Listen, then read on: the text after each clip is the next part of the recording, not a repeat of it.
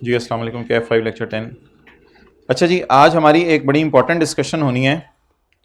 इधर आ जाएं वापस। आज हमारी एक बड़ी इंपॉर्टेंट डिस्कशन होनी है, date is on page number 21।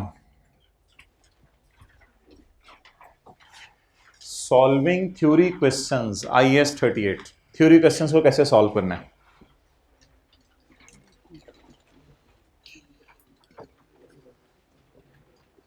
Theory questions को सॉल्व करने के लिए सिंपल ये है, नोट कुछ नहीं करना आपने। एक हमारी डिस्कशन होगी इनिशियल रिकॉग्निशन पे, एक हमारी डिस्कशन होगी इनिशियल मेजरमेंट पे, और एक हमारी डिस्कशन होगी सब्सीक्वेंट मेजरमेंट पे। अगर कभी भी थ्योरी का सवाल आ जाए तो तीन चीजें हम डिस्कस करेंगे। Number 1 initial recognition, initial measurement और सब्सीक्वेंट मेजरमेंट। इनिशियल रिकॉग्निशन के ऊपर जो है वो दो तीन बातें आपने करनी होंगी, इनिशियल मेजरमेंट पे दो तीन बातें करनी होंगी, सब्सीक्वेंट मेजरमेंट पे दो तीन बातें करनी होंगी। वो क्या करनी होंगी? वो सारी वही हैं जो हमने पढ़ी हुई हैं। थ्योरी का छोटा से छोटा सवाल भी आ जाए या बड़ा से बड़ा सवाल भी आ जाए तो उसको अगर हम ये हेडिंग्स बना के प्लान कर लें तो फिर कुछ ना कुछ हम लिख आएंगे पेपर में, वरना थ्योरी के सवाल में हो सकता है हम चीजें मिस कर आएं। अच्छा जी, एसेट इनिशियल रिकॉग्निशन इंटेंजिबल के लिए दो शराइत हैं। Number 1 future economic benefits are probable, future economic benefits are probable and the cost can be measured reliably. अच्छा, अगली बात IAS 38 ऐसे हम पेपर में शुरू किया करेंगे। IAS 38 इजाजत देता है इंटेंजिबल को रिकॉर्ड करने की अगर ये दो शराइत पूरी करें, अगर फ्यूचर इकोनॉमिक बेनिफिट आने हो और cost can be made reliably. अब ये इतना डिटेल में नहीं लिखेंगे क्योंकि इतना टाइम नहीं होगा, बस सिंपल सा IAS 38 allow the recording of intangible if future economic benefits are probable and cost can be measured. साथ साथ बोलते जाएं, याद करते रहें। ये पहली लाइन लिख देंगे। सिंस के बाद लिखा करेंगे एसेट का नाम। मिसाल के तौर पे कोई फॉर्मूला है, सिंस फॉर्मूला एक्वायर्ड, कभी एक्वायर्ड होगा और कभी सिंस फला चीज एक्वायर्ड या सिंस फला चीज internally generated by organization meet the above condition. Unless के सवाल में कुछ लिखा हो ये कंडीशंस आपने हमेशा एज्यूम करना है मीट हो रही हैं। फ्यूचर में बेनिफिट आना ही आने और कॉस्ट रिलायबली मेजर हो सकती है। तो सिंस फला चीज acquired by organization meet the above condition, it should be recognized as an in the statement of financial position का लफ्ज़ भी लिख के आना है कि इंटेंजिबल के तौर पे से रिकॉर्ड करेंगे बैलेंस शीट में। ये हो गई इनिशियल रिकॉग्निशन। रिकॉग्निशन का मतलब है रिकॉर्ड भी करना है या नहीं, ये हो गई इनिशियल रिकॉग्निशन। नेक्स्ट क्या होगी जी? Initial measurement. इनिशियल मेजरमेंट के अंदर आपको पता है कि इनिशियल मेजरमेंट मैंने कहा था रिवैल्यूएशन मॉडल पे नहीं हो सकती। It should initially be measured at, ये जरूर लाइन लिख के आनी है। आप कहेंगे ये तो सादा सी बात है, We purchase formula for 10 million, it should initially be measured at cost। ये क्या बात हुई? नहीं, लिख के आएंगे ये It should initially be measured at cost। और सवाल के डेटे पे डिपेंड करता है। अगली जो लाइन है जिसे मैं स्काई ब्लू से अब हाईलाइट करने लगा हूं, वो सवाल के डेटे पे डिपेंड करता है कि डेटा है या नहीं। ये येलो वाली लाइन तो लिखनी है आपने। अगली line, entity should capitalize the development work, trial run cost. Development work के साथ आप ब्रैकेट में लिखेंगे मीटिंग कंडीशंस वाला, मीटिंग क्राइटेरिया वाला, trial run cost, testing cost, cost to register, depreciation of another asset use. याद है ये बात? एक एसेट दूसरे एसेट के जवानी इस्तेमाल, वो सारी बातें की थी। Used in its production that is rupees इतने एज एन इंटेंजिबल। ये जो मैंने ब्लैंक छोड़ रहा हूं बातें, ये वाली ब्लैंक छोड़िए, ये ब्लैंक छोड़िए, ये सवाल के डेटा से उठाया करेंगे। ये बात किसकी हो गई जी? इनिशियल मेजरमेंट में अल्लाह का शुक्र है दो किस्म की बातें आपको पता है। कुछ चीजों को कॉस्ट में डालना होता है, कुछ को नहीं डालना होता। तो दोनों डिस्कशंस कराएंगे। जिनको कॉस्ट में डालना है उनको इस अंग्रेजी में डाल देंगे, और जिनको कॉस्ट में नहीं डालना उसको इस अंग्रेजी में डाल देंगे। वो अंग्रेजी क्या बनेगी? वो जरा अंग्रेजी आपकी प्रोफेशनल होनी चाहिए। ये लाइन याद कर लें, IAS 38 does not allow, IAS 38 does not allow, या डज नॉट अलाउ की जगह प्रोहिबिट भी आप लिख देंगे तो पेपर में एक्सेप्टेबल है।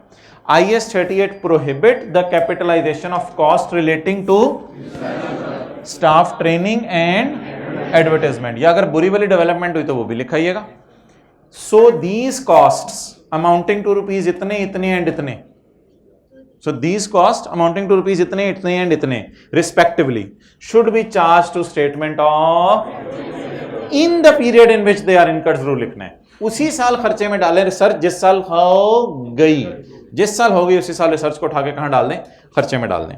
अच्छा जी, ये कब डिस्कशन करनी है? मिसाल के तौर पे 1 मार्च को एसेट खरीदा तो ये सारी डिस्कशन मेरी 1 मार्च की है। एसेट भी है या नहीं, ये पहली बात हो गई। दूसरी बात, अगर है तो फिर कौन सी चीजों को डालना है कॉस्ट में, कौन सी चीजों को कॉस्ट में नहीं डालना। Subsequent to initial recognition 2 discussions होंगी। सब्सिक्वेंट टू इनिशियल रिकॉग्निशन का मतलब है 1 मार्च को एसेट खरीदा है और 31 दिसंबर मेरा ईयर एंड है। तो अगर 31 दिसंबर मेरा ईयर एंड है और मैंने 1 मार्च को एसेट खरीदा है तो 31 December is the subsequent to initial recognition. इधर कितनी बातें होंगी जी? नंबर 1, अमोर्टाइजेशन के बारे में बात कर लेंगे। हो सकते हैं हमारे एसेट की फाइनाइट लाइफ हो, हमें पता हो सकता है इसकी, और उसके बाद एक और डिस्कशन करेंगे, वो क्या होगी? Measurement model. तो सब्सिक्वेंट टू इनिशियल रिकॉग्निशन में मुझे बता दें 2 बातें कौन सी करके आएंगे?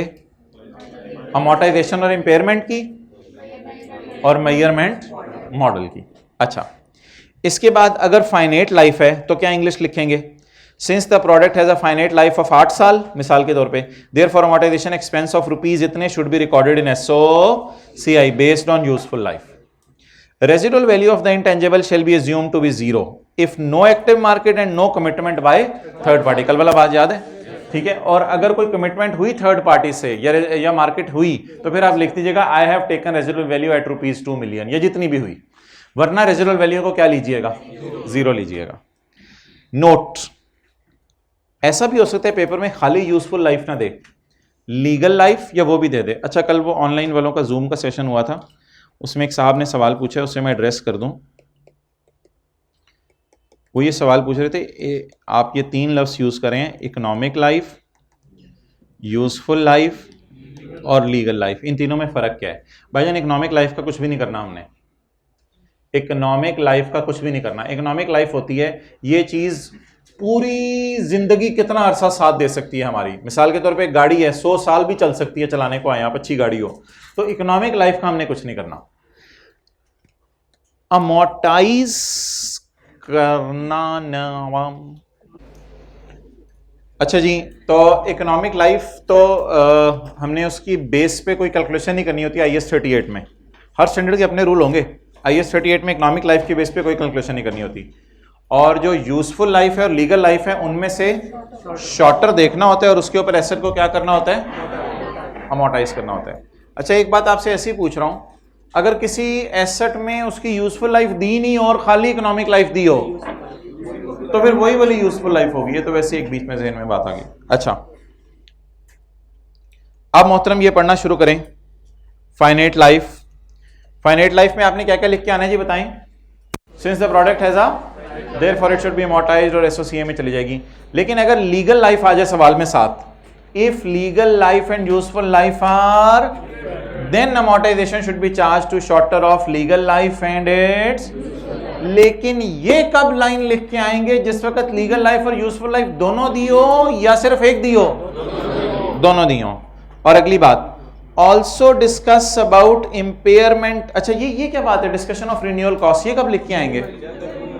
अगर सवाल में रिन्यूअल कॉस्ट भी दे दी तो हम क्या लिख के आएंगे? फिक्रा जरा सुनिएगा।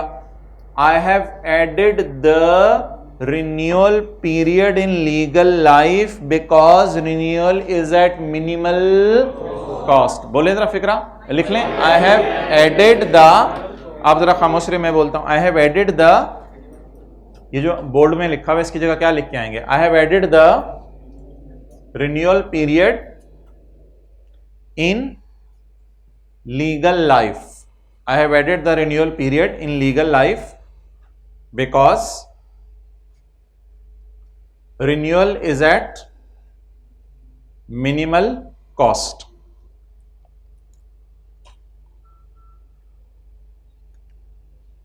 ये कब लिख के आएंगे? जब रिन्यूअल की ऑप्शन दी हो।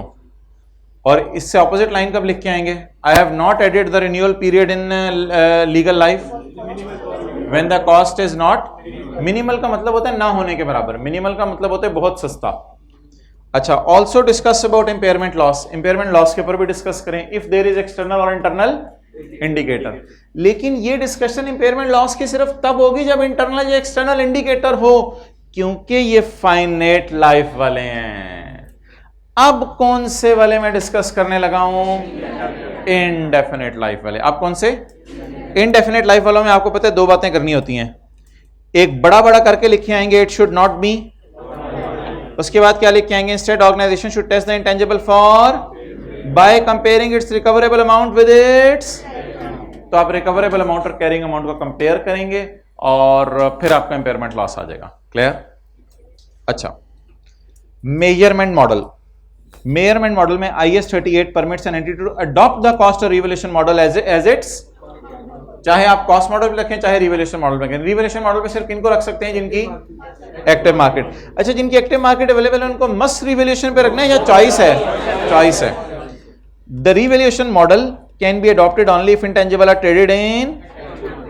अच्छा, रिवैल्यूएशन में कोई कॉन्सेप्ट है कमिटमेंट बाय थर्ड पार्टी का?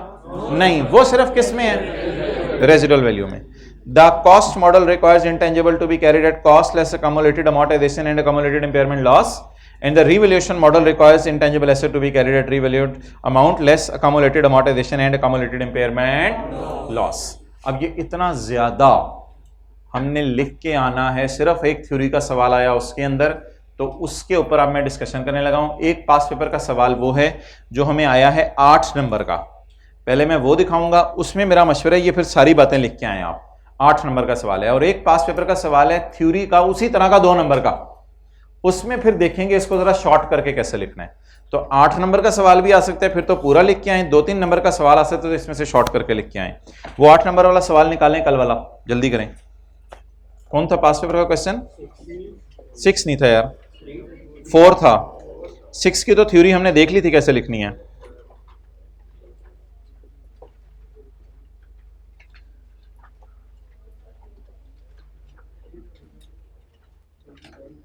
पास paper question number 4।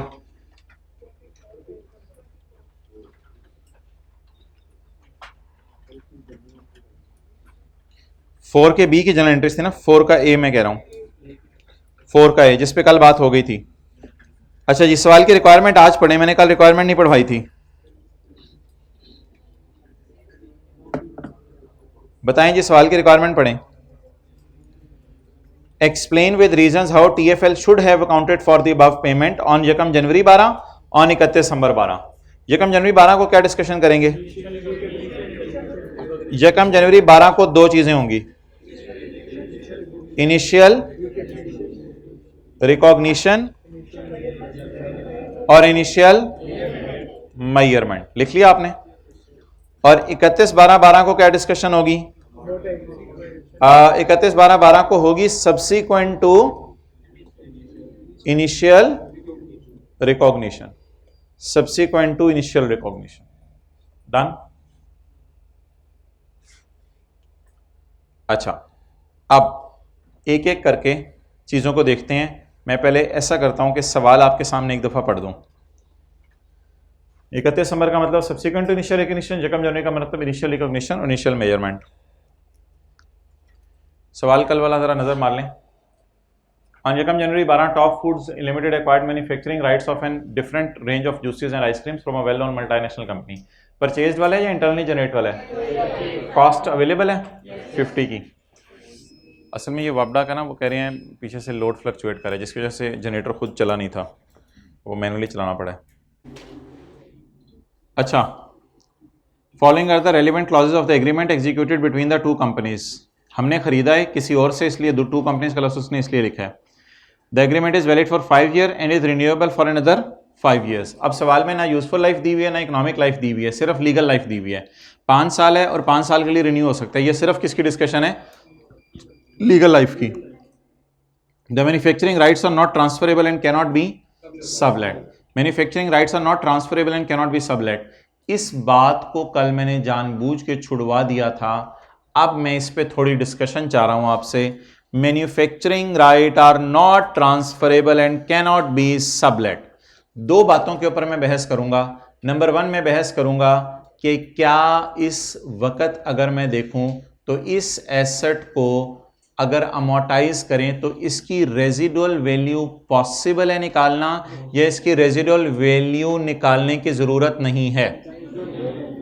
Residual value तब निकालते, अच्छा रेजिडुअल वैल्यू तो सवाल में दी नहीं हुई, नहीं एक मिनट, रेजिडुअल वैल्यू सवाल में दी नहीं हुई, ना कोई जिक्र है, तो हम रेजिडुअल वैल्यू की डिस्कशन की तरफ क्यों जा रहे हो भाईजान? 8 नंबर है, अब कहीं ना कहीं से तो करने हैं ना, अब ये तो नहीं करना ना 8 नंबर के लिए। अच्छा सर कॉस्ट 50 रुपए थी, लाइफ 5 जमा 5 10 थी, 50 डिवाइड बाय 10 अमोर्टाइजेशन निकाल के 1-2 लाइनों में मैं जवाब दे आया। अब जारी बात है हमें बिला वजह डिस्कशन को फैलाना पड़ेगा क्योंकि उसने 8 नंबर मांगे हैं। तो मुझे ये बताएं इस लाइन को पढ़ के कि क्या आपको लग रहा है इसकी एक्टिव मार्केट अवेलेबल है, बाजार में ये चीज बिक रही है? ये चीज ना हम किसी और को दे सकते हैं, ना किसी के नाम ट्रांसफर करा सकते हैं, ना किसी को फर्दर किराए पे दे सकते हैं, सब लेट ली हुई चीज को आगे भी नहीं दे सकते। क्या आपको लग रहा है कि किसी थर्ड पार्टी ने कमिटमेंट कर दी हो? भाई थर्ड पार्टी कमिटमेंट कर भी देती, हम आगे किसी को दे ही नहीं सकते, इसलिए मस्ट इसकी रेजिडुअल वैल्यू कितनी होगी?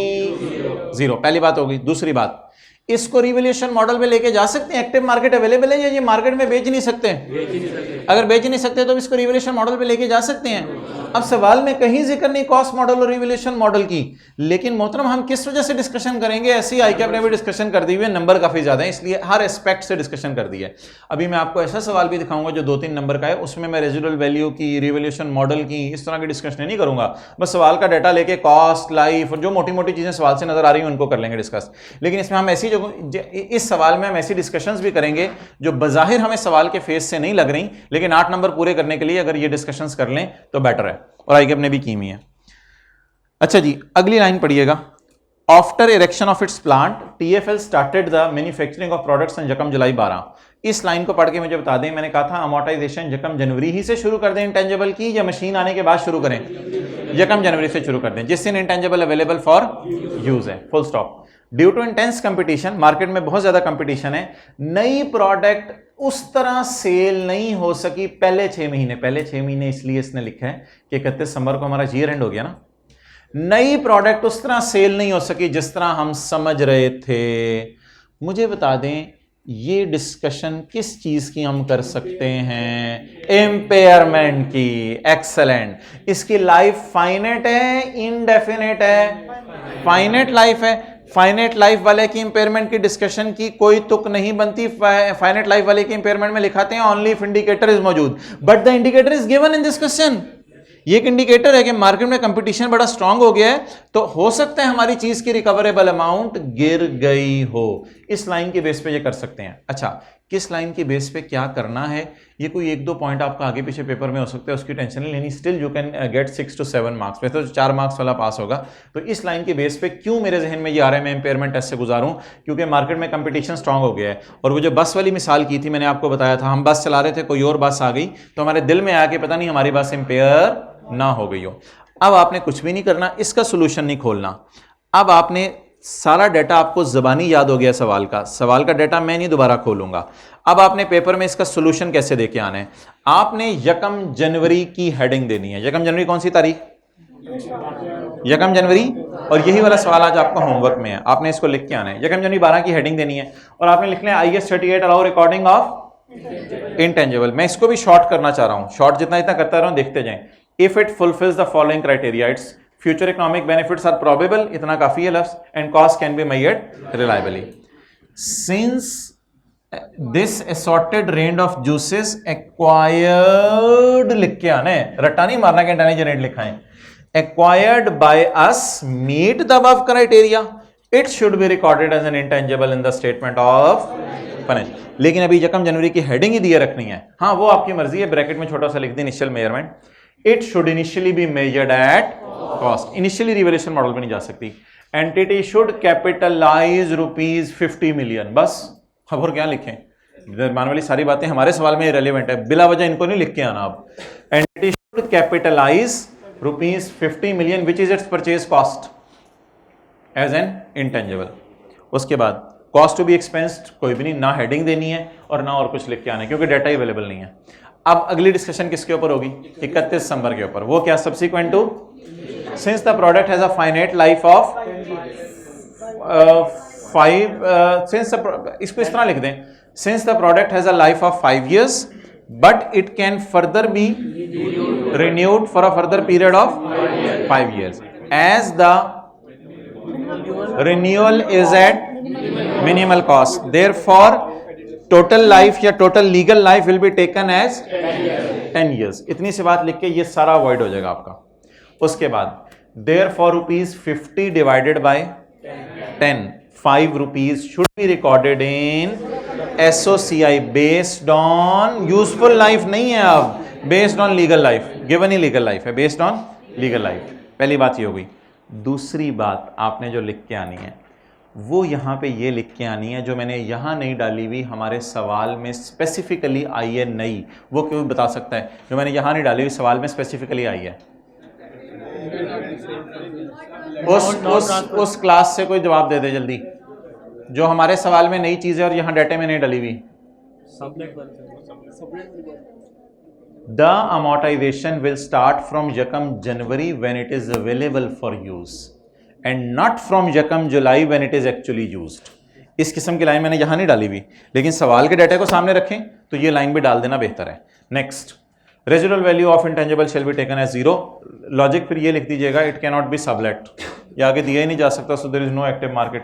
लॉजिक को ज़्यादा देने की जरूरत नहीं, बस residual value shall be taken as 0 as it can not be sublet. आगे किसी को किराए पे आप दे ही नहीं सकते. अच्छा, इंपेयरमेंट की डिस्कशन सिर्फ कब करनी है? तो इस सवाल में इंडिकेटर है तो सवाल की लाइन लिखेंगे, सवाल की लाइन पेपर में लिखेंगे ताकि थोड़े से मार्क्स इधर से मिल जाएं. As the product was not able to achieve the desired result in first 6 months, therefore it is an indicator that an asset may be impaired. इतना सा लिख के काम नहीं करना आपने, एक छोटी सा नोट डालनी है. Therefore, we will perform impairment test by comparing book value with recoverable amount. ये लाइन मैंने indefinite वाले में डाली हुई आपके समझने के लिए, by comparing book value with. लेकिन indefinite लाइफ वाली 3 लाइनें फारिग कर दें क्योंकि हमारे सवाल में indefinite लाइफ तो है ही नहीं. आखिरी डिस्कशन क्या होगी? मेजरमेंट. यार मेजरमेंट में तो कॉस्ट और रिवैल्यूएशन का जिक्र करने की जरूरत ही नहीं, क्योंकि इसमें एक्टिव मार्केट तो सवाल में है ही नहीं, तो रिवैल्यूएशन करके क्यों टाइम जाया करें. पता नहीं आईकैप ने इस सोल्यूशन के अंदर क्यों ये डिस्कशन की हुई थी. ये आईकैप के सोल्यूशन में ये वाली डिस्कशन भी हुई थी. शायद सवाल 8 थे, तो सवाल जब 8 नंबर का था इसलिए उसने लिख दिया था IS 38 permit to adopt the cost model और revaluation model, or the revaluation model can only be opted if intangible are traded in full stop, as this asset cannot be sublet or cannot be given. So there is no concept of revaluation, there is no active market. तो active market है ही नहीं, तो इसलिए इसको revalue करने की जरूरत ही नहीं है. जब फिर डिसाइड हो गया ये कॉस्ट मॉडल पे रखना है, तो इधर आखिरी बात, the cost model requires intangible to be carried at cost less accumulated amortization and accumulated impairment. क्योंकि रिवैल्यूएशन मॉडल को आपने रिजेक्ट कर दिया तो फिर ये अगली बात बेशक ना लिखें. तो इस तरह की हमारी डिस्कशन होगी 8 नंबर की. और कौन सा सवाल है किसी को याद आ रहा हो? 5 नंबर का सवाल था, 2-3 नंबर के सवाल थे. 5वां सवाल था, कौन सा सवाल था? 5वां सवाल. अब 5वां सवाल देखें. 5वें सवाल के कितने नंबर हैं? टोटल मार्क्स कितने हैं? 11 मार्क्स हैं. यार इसको साथ साथ फारिग करें, इसको पढ़ें. अच्छा, इसमें रिसर्च थी, डेवलपमेंट थी, ट्रेनिंग थी, ट्रायल रन थी और टोटल कॉस्ट आ रही थी. और लाइफ कितने साल थी? 7 साल. नंबर सवाल के 11, उसमें से शायद इस एडजस्टमेंट के नंबर 3 कर लें. चलें, एडजस्टमेंट ज्यादा है, 3 नंबर कर लें इसके. अब 3 नंबर में ये सारा लिख के आएंगे, पूरा सफा लिख के आने की जरूरत नहीं है. अब मेरे ख्याल से IS 38 allow the recording of intangible if it meet the recording criteria. अब ये 2 लाइनें भी लिखेंगे तो बहुत टाइम लग जाएगा. डायरेक्ट सवाल की तरफ मूव करें. Since internally generated product meet the recording criteria, therefore it should be recorded as an intangible in the statement of financial position. अगली बात, it should initially be made at cost. अब headings भी देने की जरूरत नहीं, क्योंकि उस सवाल में यकम जनवरी 31 दिसंबर अलग अलग मांगा था. अब हेडिंग भी देने की जरूरत नहीं, बेशक नया पैरा शुरू करते हैं बगैर हेडिंग्स के. It should initially be made at, entity should capitalize the development cost and cost of trial run, so it will appear in balance sheet at 9. 8 million.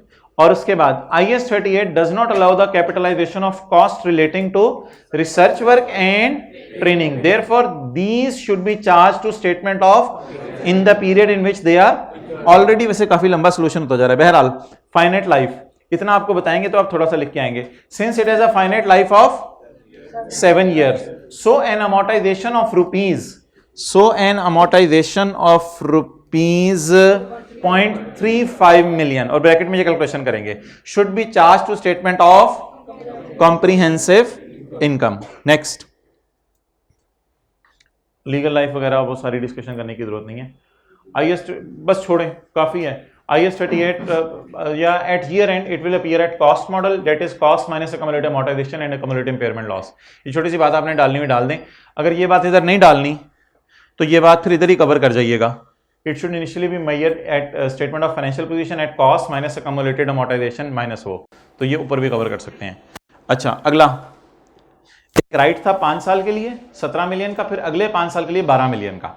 ठीक है, तो इसको परचेज किया था या बनाया, ये परचेज किया था या फिर खुद बनाया था? Right to well manufacture for 5 years was purchased. तो इसके बारे में क्या लिख के आएंगे? डाटा समझ आ रहा है?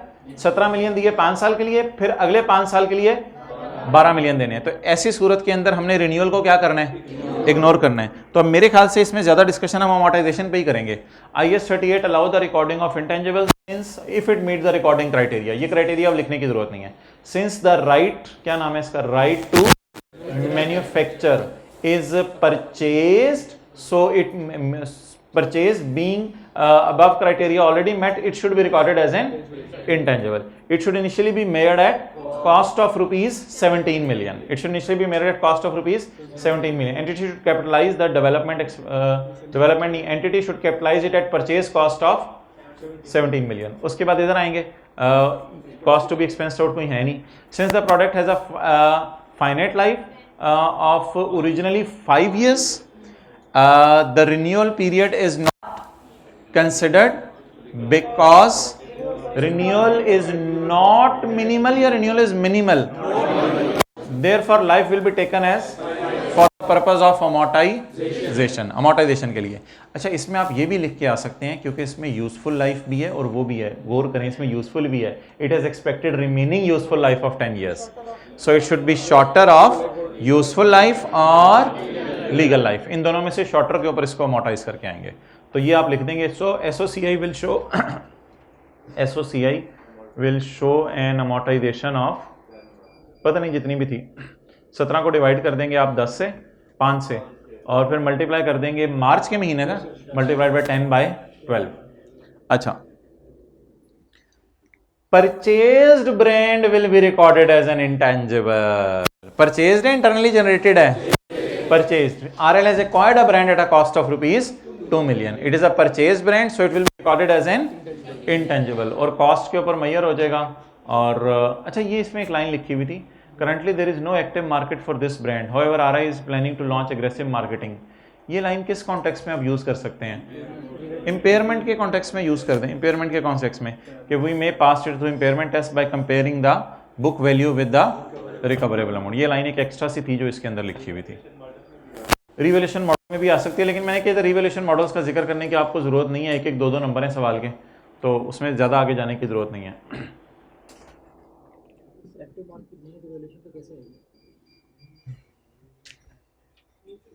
अच्छा भाई, ये सवाल में पूछ रहे हैं एक्टिव मार्केट नहीं है तो रिवैल्यूएशन पे कैसे जाएगी, इसलिए मैंने कहा रिवैल्यूएशन की डिस्कशन आपको करने की जरूरत नहीं, यहाँ आप सिर्फ कॉस्ट मॉडल की बात करके आ जाएंगे। ठीक है, अब आज का दिन ऐसा करें, सिर्फ ये 2 सवाल होमवर्क में ट्राई करें, क्वेश्चन 5 और 4 का A, ये दोनों ज़रा लिखें और लिख के बुक के सोल्यूशन से कंपेयर करें। अगर आपका 70-80% भी मैच कर जाता है तो दैट्स एनफ, वो काफ़ी होगा आपके लिए। और मेरे ख्याल से थोड़ी ज़्यादा ही चीज़ें शायद आप लिख के आ रहे होंगे, कम चीज़ें नहीं लिख के आ रहे होंगे। अब वो जो एक इशू फंसा हुआ था कि लिखना कैसे है, वो हमारा एड्रेस हो गया। दूसरा, जनरल एंट्रीज के सवाल आते हैं, और तीसरा किसके सवाल आते हैं? Note to the financial statements, note to the financial statement, तीसरे इस किस्म के सवाल आते हैं इसमें। ओके,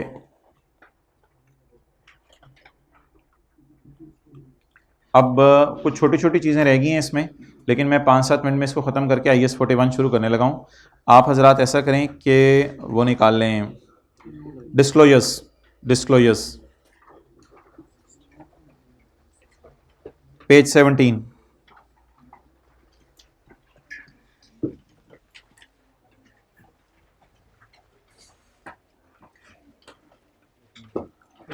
अच्छा, आपके जहन में फाइनेंशियल स्टेटमेंट्स का क्या इमेज बना हुआ है जो हमने पैकेजेस की देखी थी? एक होती है स्टेटमेंट ऑफ कॉम्प्रिहेंसिव इनकम, एक होती है statement of financial position. Statement of financial position में डिस्क्लोजर्स बहुत सारे आ सकते हैं, या इनटेंजिबल्स की रुपीज ही आ रहे होते थे? कितने के इनटेंजिबल्स? इनटेंजिबल्स आ रहे होते थे, बस कितने के हैं, ठीक है। उसके बाद कैश फ्लो में भी इनटेंजिबल्स कहीं नहीं आते, statement of changes in equity में भी इनटेंजिबल्स कहीं नहीं आते। फिर आती है नोट्स टू दी, कल notes to the financial statement में कितनी जगह पर आपको डिस्क्लोजर नजर आ रहे थे?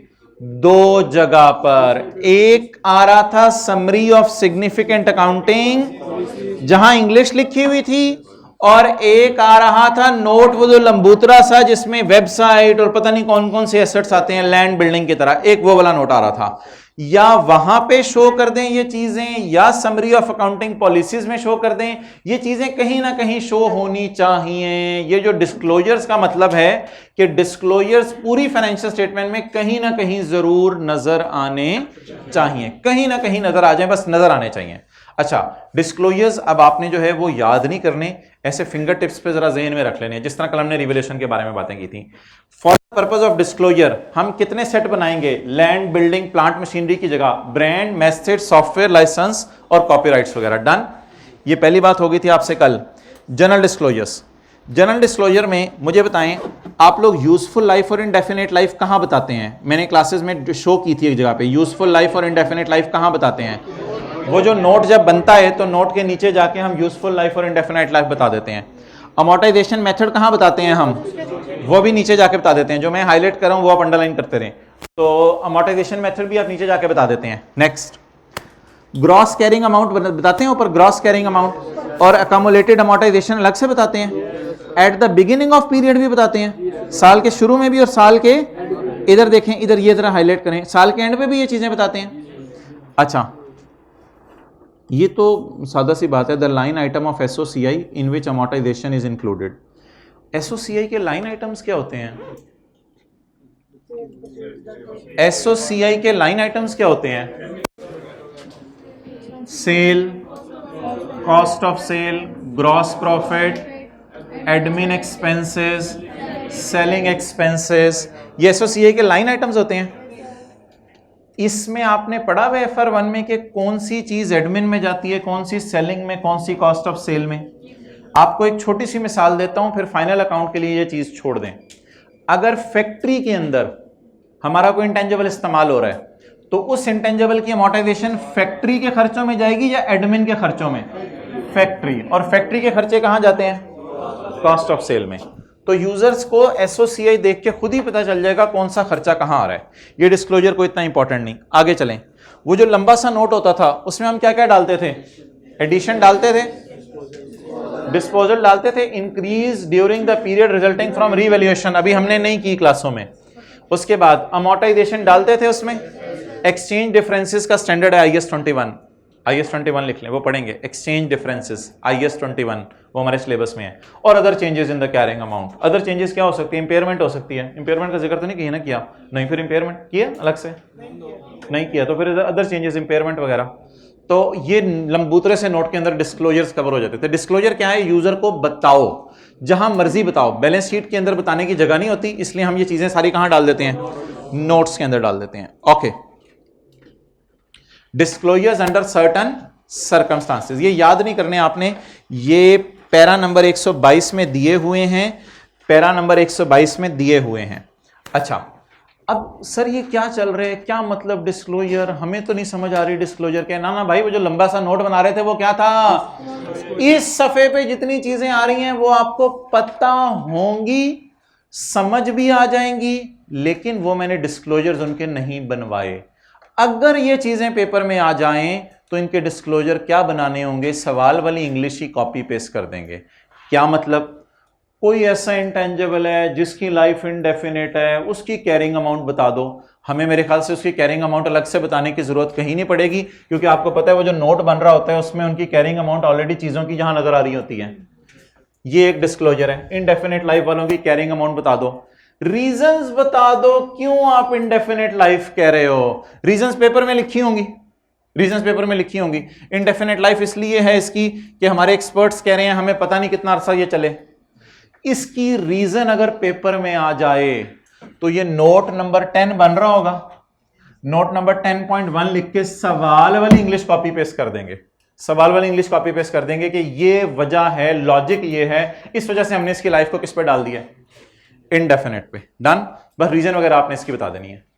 अगला डिस्क्रिप्शन, डिस्क्रिप्शन मतलब नाम, कैरिंग अमाउंट मतलब book value, and remaining amortisation period of any individual intangible that is material to the financial statement. कोई ऐसा इंटेंजिबल है जो आपके लिए मटेरियल है, मिसाल के तौर पे आपके पास एटॉमिक बम बनाने का फॉर्मूला है, अब वो इतना मटेरियल है कि उसको अलग से बता दो। मेरे ख्याल से इसको भी अलग से बताने की जरूरत नहीं होगी, वो जो हम लिस्ट बना रहे होंगे उसमें वो वाला इंटेंजिबल ऑटोमेटिकली अलग लाइन डाल देंगे तो अलग से नजर आ जाएगा। Next point C, for intangibles acquired by way of government grant, ये एमसीक्यू में आ सकता है ये वाला point. C, for intangibles acquired by way of and initially recorded at fair value. मैंने आपको बताया था इनिशियली नॉमिनल पे भी रिकॉर्ड कर सकते हैं, इनिशियली नॉमिनल पे भी रिकॉर्ड कर सकते हैं, लेकिन ये क्या कह रहे हैं, for intangibles acquired by way of government grant and initially recorded at fair value. उनके बारे में क्या डिस्क्लोजर देना है, कुछ भी नहीं, सब आपको पता है। फेयर वैल्यू इनिशियली कितनी थी, आज डेप्रिशिएट करके कैरिंग अमाउंट कितनी है, वो भी अलग से शो करने की जरूरत नहीं होगी क्योंकि हमारी कैरिंग अमाउंट उस नोट में नजर आ रही होगी उसकी। आज इसकी कैरिंग अमाउंट कितनी है, whether they are measured after recognition under cost model, और हमारी चॉइस है ना कॉस्ट मॉडल पे रखें या रिवैल्यूएशन मॉडल पे रखें। एक मजे की बात सुने, जिस वक्त गवर्नमेंट ग्रांट वाला एसेट बाय करते हैं उस वक्त दो ऑप्शंस होती हैं, ये वाहिद ऐसी जगह है जहां कॉस्ट के अलावा फेयर वैल्यू पे भी रख सकते हैं। मैंने आपको कहा था इनिशियली एसेट्स को कॉस्ट पे नहीं रख सकते, इनिशियली एसेट को कॉस्ट पे ही रखना है, सॉरी इनिशियली एसेट्स को कॉस्ट पे ही रखना है, लेकिन गवर्नमेंट ग्रांट में एक्सेप्शन पड़ी थी, किसी को याद आ रही हो, या इनिशियली नॉमिनल अमाउंट पे रख लें या फेयर वैल्यू पे रख लें, बाद में आपकी मर्जी, आप जो मर्जी मॉडल यूज करें। Whether they are measured after initial recognition under cost और रिवैल्यूएशन मॉडल, इसका भी अलग से डिस्क्लोजर अंग्रेजी में लिखना नहीं पड़ेगा क्योंकि जब वो गवर्नमेंट ग्रांट वाला इंटेंजिबल आ रहा होगा तो नीचे हमने लिखा होगा कॉस्ट मॉडल फॉलो हो रहा है या रिवैल्यूएशन मॉडल फॉलो हो रहा है। Whether they are measured after recognition under cost और रिवैल्यूएशन मॉडल, ये कितने डिस्क्लोजर हो गए, 3। और आखिरी 2 डिस्क्लोजर, क्या कोई ऐसा इंटेंजिबल हो सकता है जिसका टाइटल रिस्ट्रिक्ट किया हो, मिसाल के तौर पे हुकूमत ने देखा आपके पास फला इंटेंजिबल है, हुकूमत ने कहा ये आपके नाम है और इसको हम रिस्ट्रिक्ट कर रहे हैं, आपने किसी को ना बताना है ये इंटेंजिबल आपके पास है, ना किसी को हाथ लगाने देना है, तो इसका टाइटल हुकूमत ने क्या कर दिया। अब पेपर में एक सवाल आ गया, फला इंटेंजिबल टाइटल इज रिस्ट्रिक्टेड, आप अंग्रेजी में लिखाइएगा फला intangible title is restricted. Final account में हमने बहुत से ऐसे डिस्क्लोजर बनाने हैं जो सवाल में इंग्लिश लिखी होगी एज इट इज उठा के वहां लिख देंगे, थोड़ा सा बोरिंग है, खत्म हो रहा है। The amount of contractual commitment for acquisition of intangible का मतलब बता दें, amount of contractual commitment for acquisition of intangible लिखें, इंटेंजिबल खरीदने का वादा, अगर आपने किसी से इंटेंजिबल खरीदने का वादा किया हुआ है तो वो भी बता दें, अगर आपने किसी से खरीदने का वादा किया हुआ है तो वो भी बता दें कि मैं कमिटमेंट, वादा किया हुआ है, एग्रीमेंट साइन हुआ हुआ है कि मैं अगले साल इंटेंजिबल खरीदूंगा, रिकॉर्ड नहीं होगा इंटेंजिबल, बस इंग्लिश में लिखा आ रहा होगा, as on 29 December we have signed an agreement that we will buy intangible on 5 January. इस तरह की इंग्लिश की लाइन लिख देंगे हम, कहां लिख देंगे हम, वो हम नोट में, अगर नोट नंबर 7 है तो दुम बना के नोट 7.1 टाइप में लिख देंगे। ओके, ये तो सारे वो FR1 वाले हैं। रिवैल्यूड एसेट के बारे में क्या क्या बताना होता है, रिवैल्यूड एसेट के बारे में याद हो किसी को क्या बताना होता है, अंडरलाइन कर लेना, मेन चीजें, डेट बतानी होती है, कैरिंग अमाउंट तो बताने की जरूरत नहीं है ना, वो तो उधर ही आ जाएगी, बड़े वाले नोट में आ जाएगी कैरिंग अमाउंट। ये पॉइंट 3 बताएं, ये मैंने आपको फाइनल अकाउंट में करवाना है। पॉइंट 3, अगर रिवैल्यूएशन मॉडल फॉलो ना हो रहा होता तो वो किस पे पड़ा होता, तो फिर उसकी बुक वैल्यू क्या आती, the carrying amount that would have been recorded had the revalued class of intangible been measured after recognition using the, अगर कॉस्ट मॉडल पे आता। अब बता दें रिवैल्यूड एसेट की कितनी बातें बतानी है, 3। किस दिन रिवैल्यू हुआ, बुक वैल्यू क्या आज, अगर रीवैल्यू ना होता तो किताबों में कितने का आता। और आखिरी बात, रिवैल्यूएशन सरप्लस की मूवमेंट, रिवैल्यूएशन सरप्लस की मूवमेंट क्या मतलब, ये तो हमने अभी सरप्लस के सवाल ही नहीं पढ़े, ये पढ़ा हुआ है आप लोगों ने। ओपनिंग सरप्लस 10 रुपए, इंक्रीज आ गई या अरोज हुआ सरप्लस 2 रुपए, ट्रांसफर हो गया रिटेन अर्निंग में। चलें ठीक है, ये फिर फाइनल अकाउंट में कर लेंगे अगर आपको याद है, लेकिन फिलहाल छोड़ दें, कोई मसला नहीं, बिल्कुल परेशानी की बात नहीं। इसका बस नाम रिवैल्यूएशन की मूवमेंट।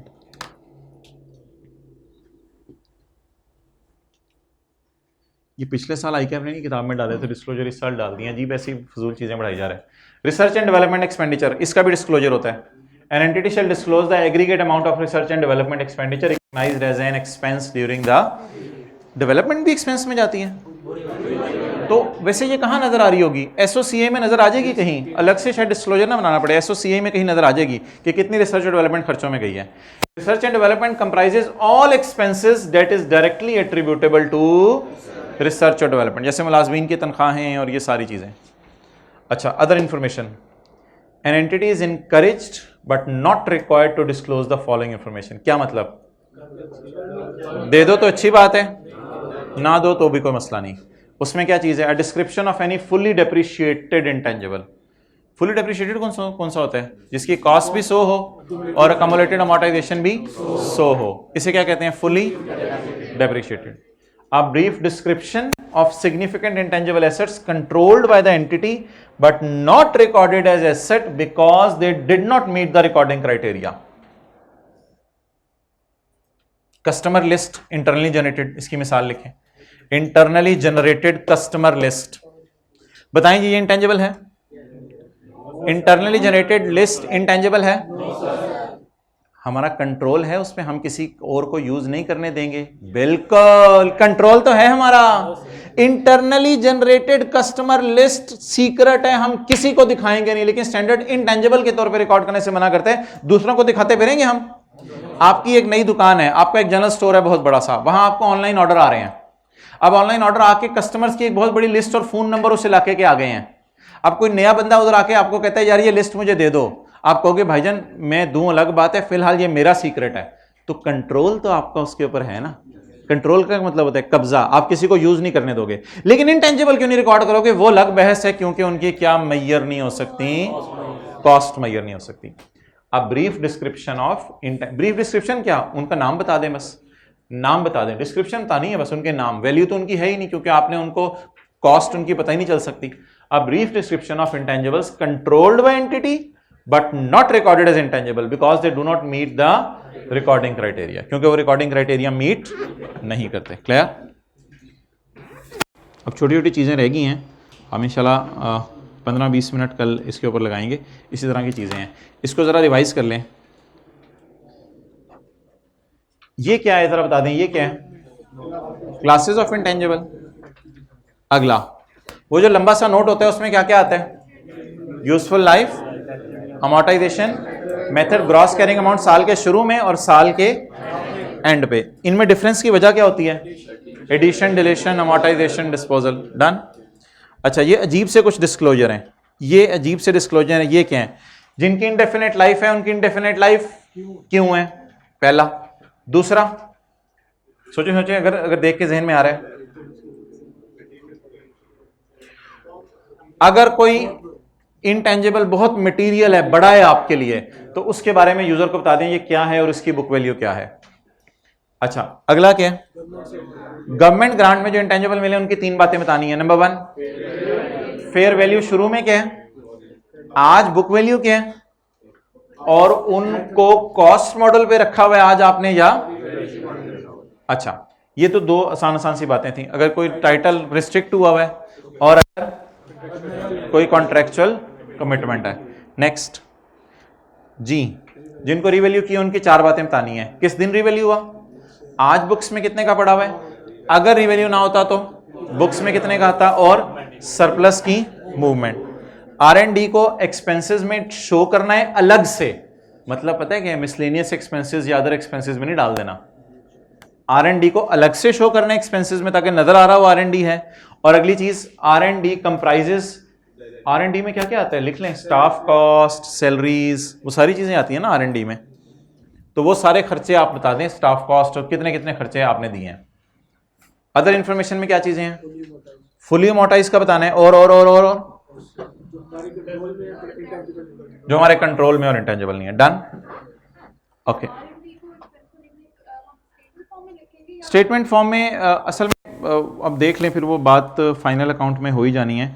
आपको मैं ये थोड़े हल्के फुल्के डिस्क्लोजर दिखा देता हूँ अगर नज़र पड़ते हैं तो। R&D को हम जो है ना असल में खर्चों में कैसे शो करते हैं, अब ये एक एक चीज़ जो है ना ज़रा ढूंढने में टाइम लग जाता है। आपको मैं P&L के ना लाइन आइटम्स भी दिखा देता हूँ। P&L के लाइन आइटम्स क्या हैं। अच्छा भाईजान, ये एक दो सवाल आए हैं। वैसे तो ये सारी चीज़ें असल में फाइनल अकाउंट में डिस्कस होनी थी, लेकिन चलें साथ साथ अगर हो रही हैं कोई मसला नहीं। P&L के लाइन आइटम्स मैंने आपके सामने खोले हैं। कौन कौन से P&L के लाइन आइटम्स होते हैं, revenue, cost of sale, admin, distribution और छोड़े छोड़े बस ये कुछ होंगे। अब एक सवाल अभी किसी ने पूछा था कि रिसर्च एंड डेवलपमेंट कहां होगा। भाईजान रिसर्च एंड डेवलपमेंट ना P&L के मुंह पे अगर शो करेंगे तो मुंह बहुत बड़ा हो जाएगा, और मुंह ही अगर सीने तक आ जाए तो मसला होगा।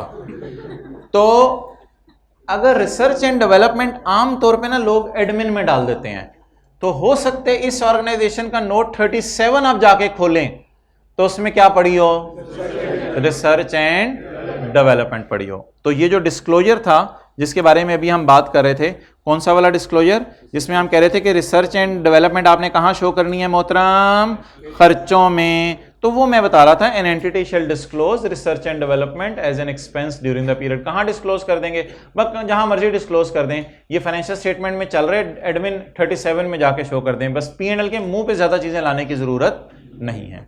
ओके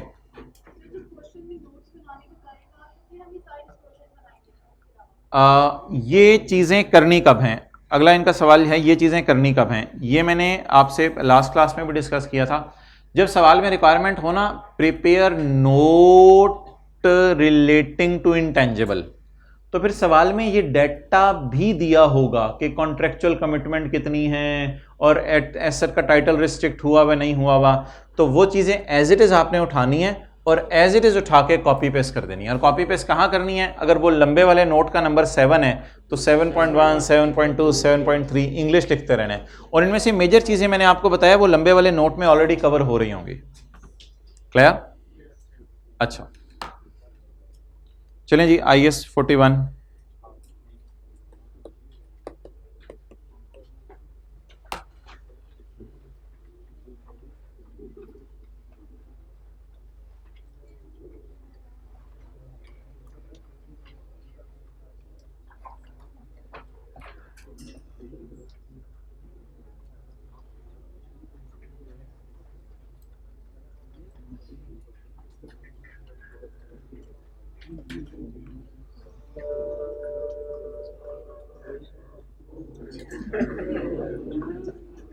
ये अब आपने बताना है ये क्या कर रहा है।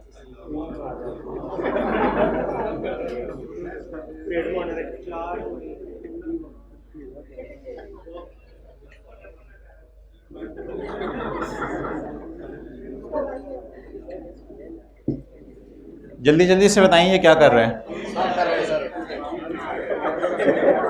क्या साफ कर रहा है। डिस्क्लोजर या ये नोट के साथ ही आएंगे या अलग से उसके साथ ही आएंगे, उसके साथ ही नीचे हमारे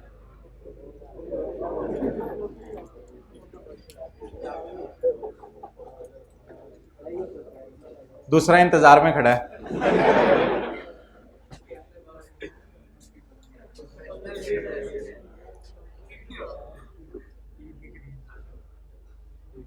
हो गया फारग?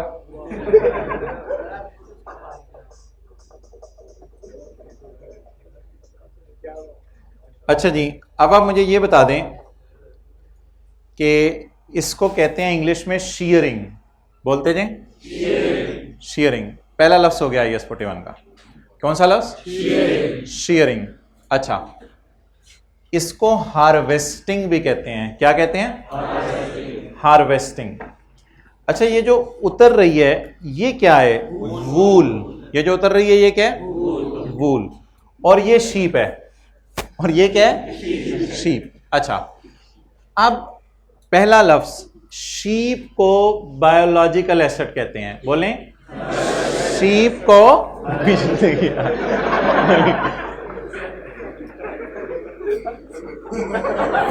शीप को क्या कहते हैं, बोले? Biological asset. और वूल जो ये उतर रही है नीचे, वूल नीचे उतर रही है, इसे कहते हैं एग्रीकल्चरल प्रोड्यूस, बोले?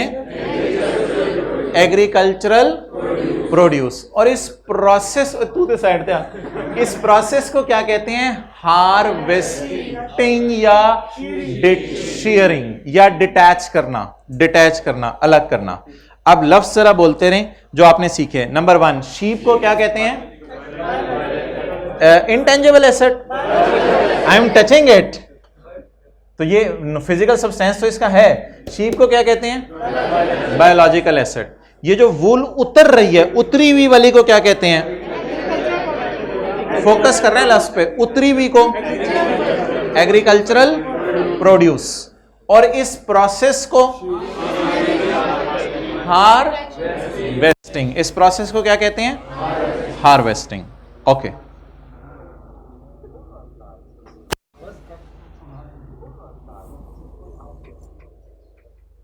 यार ये वीडियो जो है ना आप उस पर डाल देना। अच्छा, दूध आ रहे, इसे क्या कहते हैं? Biological asset. और ये क्या है? Agricultural produce. इधर मैंने आपको हार्वेस्टिंग नहीं दिखाई, जाहिर बात है।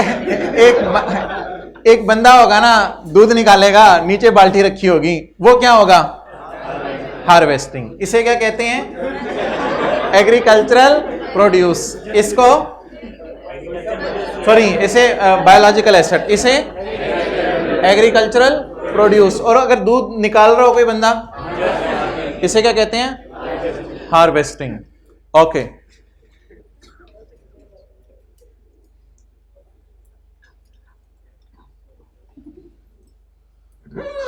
अच्छा जी, अब आगे मूव करते हैं। नोट्स निकालें, नोट्स नहीं मिले अब्दुल्ला, नोट्स नहीं मिले कुछ स्टूडेंट्स को।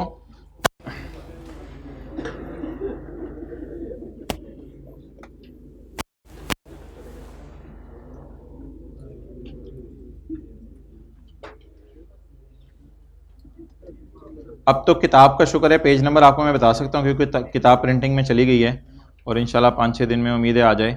तो ये पेज निकाल लें भाईजान, ये वाला पेज निकाल लें, पेज नंबर 496। 496 आपका भी रंगीन है, आपका नहीं रंगीन? 497 है ये पेज, हाँ 497। 497 ये क्या है जी? शीप। शीप क्या है? Biological asset. ये जो हार्वेस्टिंग हो रही है उसके बाद क्या चीज निकल रही है? वूल। वूल क्या है? Agricultural produce. अच्छा, अगली मिसाल जो मैं देता जा रहा हूं सिर्फ उनको देखने। एक लफ्ज और मैं बोलने लगा हूं जो ज्यादा इंपॉर्टेंट नहीं है आपके लिए। Product that result from processing after harvest. Product, इससे स्वेटर बनेगा ना आगे, कोई धागा जो भी चीज बन रही है। प्रोडक्ट डेट रिजल्ट, ऊन होगी शायद ये, जो भी होगी। Product that result from processing after, बाद में वूल को इस ऊन में इन्होंने क्या कर लिया होगा? कन्वर्ट कर लिया होगा। अच्छा जी, अगली मिसाल, ये गाय क्या है? Biological asset. और ये बंदा मिल्क निकाल रहा है, तो मिल्क क्या है? मिल्क है एग्रीकल्चरल प्रोड्यूस। और मिल्क निकालने को क्या कहेंगे? हार्वेस्टिंग या डिटैच। और इन द एंड फिर मिल्क से आप चीज बनाएं, दही बनाएं, वो आपकी मर्जी है। अच्छा, नेक्स्ट, ये है फ्रूट ट्री। क्या है बोलें? Fruit tree. ये है पिक्ड फ्रूट। क्या है? एक बंदा फ्रूट उतार रहा है, पिक्ड फ्रूट, और उसके बाद ये अफ्तारी के लिए आज मेरी तरफ से फ्रूट चाट। तो आगे आगे मूव करें। ये है फ्रूट को क्या कहेंगे भाईजान? फ्रूट को क्या कहेंगे? जल्दी बताएं। ना ना ना, चीजें मिक्स नहीं करनी, दोबारा सुन लें। शीप बायोलॉजिकल एसेट, उससे जो वूल उतर गई वो एग्रीकल्चरल प्रोड्यूस। बस इसको छोड़ें, अभी इसकी टेंशन ना लें। ट्री, ट्री ट्री इसको ग्रीन कर देते हैं ना ऊपर से। ट्री बायोलॉजिकल, और ट्री से उतरा हुआ सेब। अब ये उतार लिया सेब, ये क्या होगा? Agricultural produce. तो जिस तरह गाय दूध देती है तो ट्री सेब देता है। बोले, गाय दूध देती है तो ट्री क्या देता है? हमें सेब देता है, अल्लाह के हुक्म से सेब देता है। क्लियर हो गया? तो बायोलॉजिकल एसेट हो गया और एग्रीकल्चरल प्रोड्यूस हो गया। चलें जी, अब सवाल करना शुरू करें। अगर सेब खुद उतर जाए वो भी एग्रीकल्चरल प्रोड्यूस है। डिटैच नहीं किया, आप गए, सेब गिरा हुआ था, मिल्किंग नहीं की, दूध वैसे नहीं, वो तो नहीं हो सकता, ज्यादा हो जाएगी। अच्छा, ये लेक्चर नोट्स हैं किताब के एंड पे, इसमें आज जरा पहला सवाल ट्राई करें।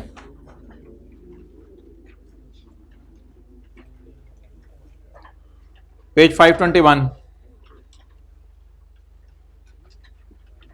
पेज 521।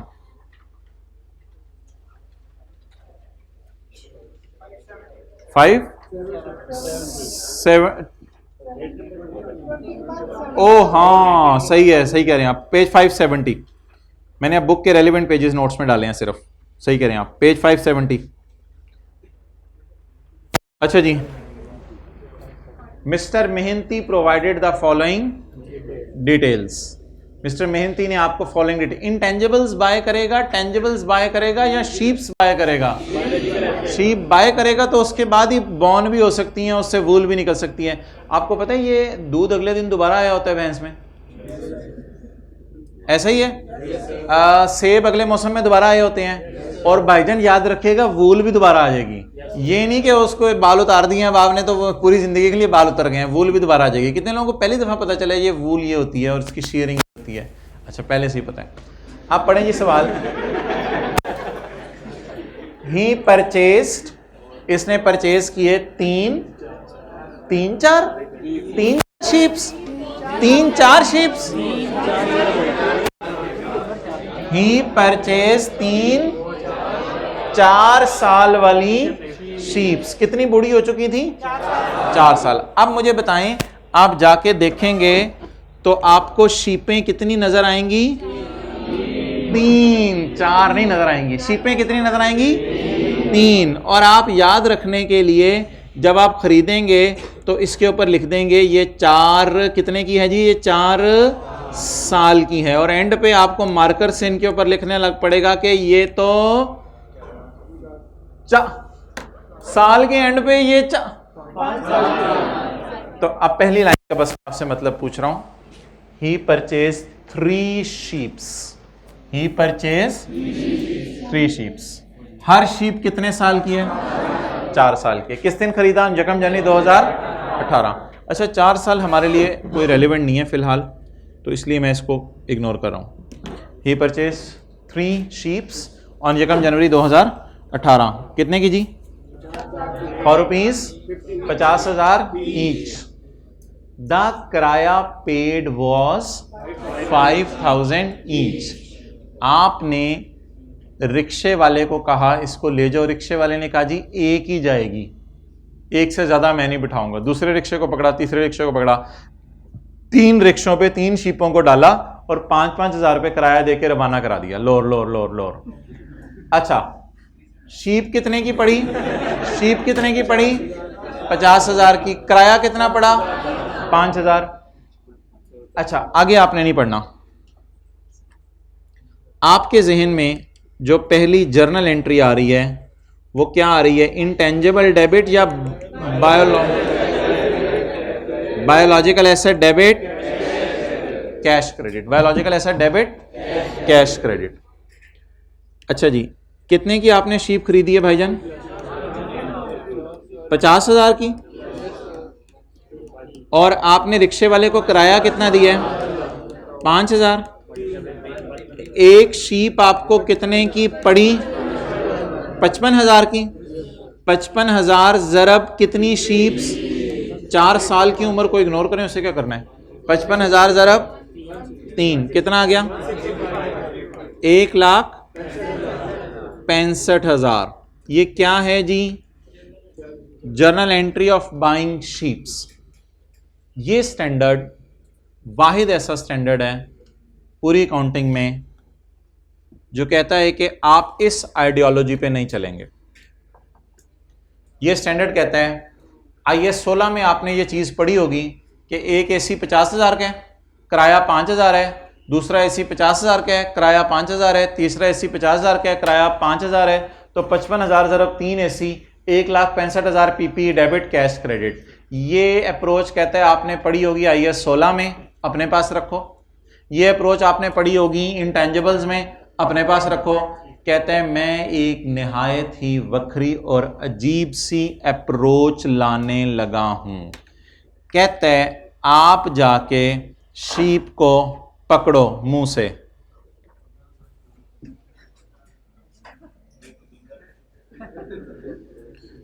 शीप को आप पकड़ो मुंह से और मुंह से पकड़ के इससे पूछो, अभी शीप तो आज कितना देके जा सकती है? अबे शीप तू आज कितना देके जा सकती है? क्या जान है तेरे में? बोल, कितनी जान है तेरे में? तू आज कितना देके जा सकती है? क्या देके जा सकती है? तेरी वर्थ क्या है आज? क्या आप ये सलूक किसी और स्टैंडर्ड में किसी और एसेट के साथ करते थे? आप इस तरह का सलूक खरीदते हुए नहीं करते थे एक चीज के साथ। आप ईयर एंड पे एक चीज के साथ ऐसा सलूक करते थे। इन्वेंट्री NRV यही होती थी, estimated selling price minus cost to sell, minus cost to repair वगैरह भी होती थी अगर आपने रिपेयर करा के बेचनी है। तो आप क्या करते थे? आप जो है IS 2 में इनिशियली ये काम नहीं करते थे। ईयर एंड पे आपके पास पड़े होते थे कैलकुलेटर। टीचर कहता था इसकी कॉस्ट क्या, आप कहते थे जितने के खरीदे। फिर टीचर कहता था इसकी NRV निकालो। NRV का मतलब ही ये होता है कि इससे पूछते हैं बता तेरे में जान कितनी है, तो कितना दे के जा सकता है आज। NRV का जो फॉर्मूला है वो फॉर्मूला यहां लगेगा और खरीदते ही शीप को NRV पे रिकॉर्ड किया जाएगा। लेकिन NRV का लफ्ज इसलिए नहीं बोला जाएगा क्योंकि वो NRV का लफ्ज के स्टैंडर्ड के साथ खास है। आप बता दें ये कैलकुलेटर आज कितने देके जा सकता है? एस्टिमेटेड फेयर वैल्यू लेते थे NRV में, वो मुंह हिलाते रहे साथ साथ। एस्टिमेटेड फेयर वैल्यू लेते थे माइनस कॉस्ट ऑफ रिपेयर, अगर कोई बटन वगैरह खराब हुए में minus cost of repair, minus cost to sell, कोई कमीशन देना है, कोई और आपने ट्रांजैक्शन करनी है, कोई हो सकता है हुकूमत ने आपके ऊपर टैक्स लगाया हो, तो माइनस कॉस्ट टू सेल वो आप इसमें से क्या कर देते थे? लेस कर देते थे। ये काम करते थे ईयर एंड पर या इन्वेंट्री खरीदते ही? इन्वेंट्री खरीदते ही नहीं, खरीदते ही तो कॉस्ट पे रिकॉर्ड करते थे। ये काम कब करते थे? ये ऐसा स्टैंडर्ड है वाहिद IS 41 जो कहते हैं खरीदते ही एसेट को किस पे रिकॉर्ड करो? NRV पे। और एक बात मजे की सुन लें, NRV का जो फॉर्मूला था वही यहां फॉर्मूला होगा, लेकिन इसका नाम होगा fair value minus cost to sell. यानी खरीदते ही हम एसेट्स को किस पे रिकॉर्ड करेंगे? Fair value minus cost to cell.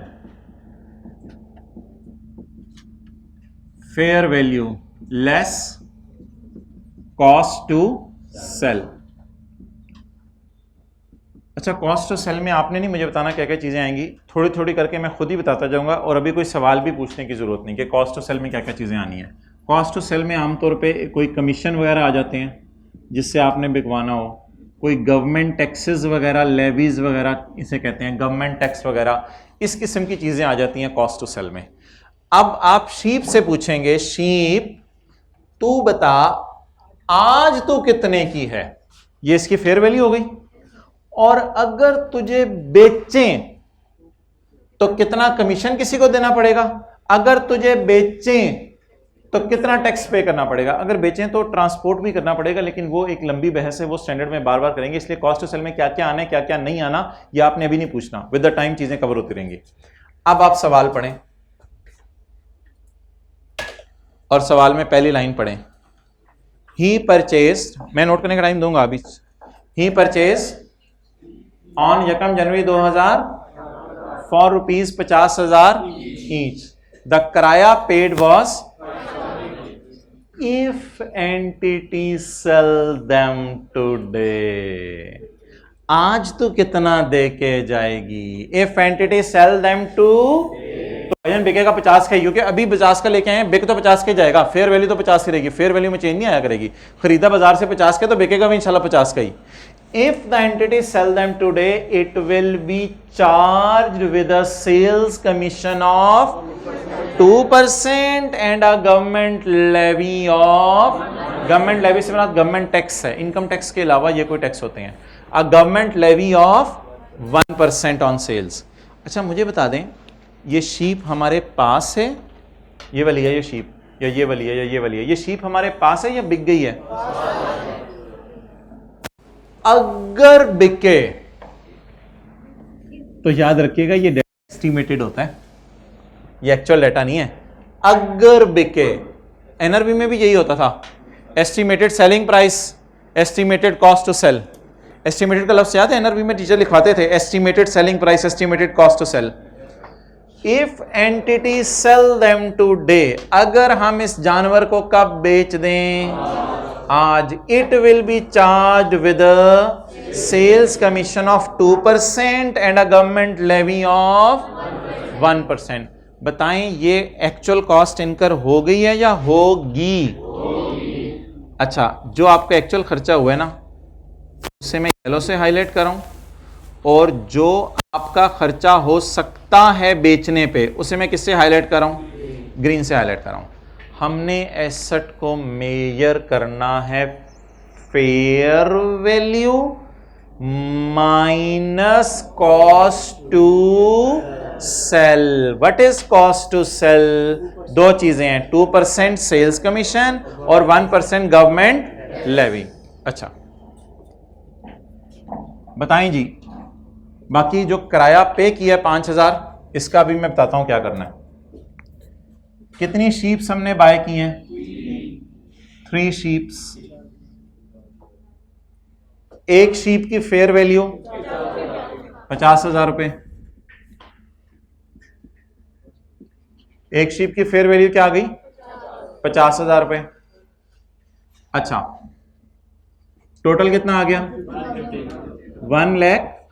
जरा देखते रहने, आपने देखते रहना, फोकस। चलो ठीक है, अभी नोट्स रख दो साइड पे। इधर देखो अब दोबारा। फेयर वैल्यू 3 शीप्स की कितनी है? एक की, सबकी।